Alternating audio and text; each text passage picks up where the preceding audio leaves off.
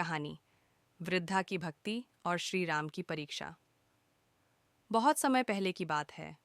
अयोध्या में भगवान श्री राम का राज्य था। प्रजा सुखी थी, न्याय था, धर्म था, लेकिन श्री राम अपने राज्य की प्रत्येक आत्मा को जानना और समझना चाहते थे।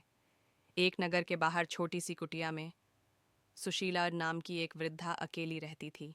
उसके पास कोई संतान नहीं थी, पति भी कई वर्ष पूर्व संसार छोड़ चुके थे।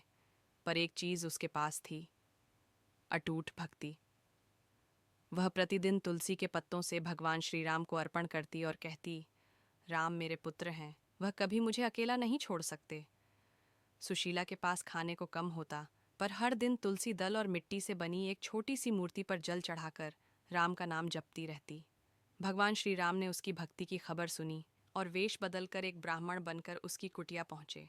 उन्होंने कहा, माँ, क्या मुझे आज भोजन मिलेगा? सुशीला मुस्कुराकर बोली, बेटा, मेरे पास कुछ विशेष नहीं है, लेकिन तुम्हारे आने से यह घर धन्य हो गया। जो है वही तुम्हारे लिए प्रेम से बनाऊंगी।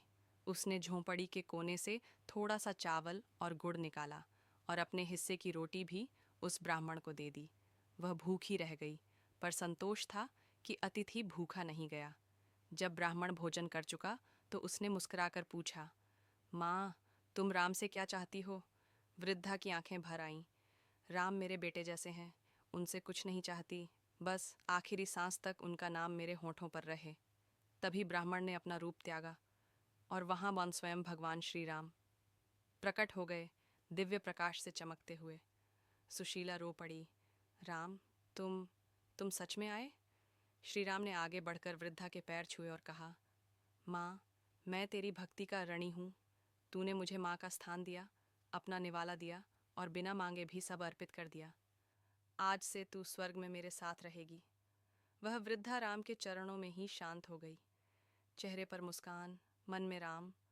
उस दिन अयोध्या में यह खबर फैली कि एक गरीब भक्तनी ने भगवान को अपने हाथों से रोटी खिलाई और उनका हृदय जीत लिया। एल सीख, भगवान को मंदिर की घंटियाँ नहीं, हृदय की पुकार पसंद है। जो सच्चे प्रेम से पुकारे, भगवान स्वयं उसके द्वार पर आते हैं।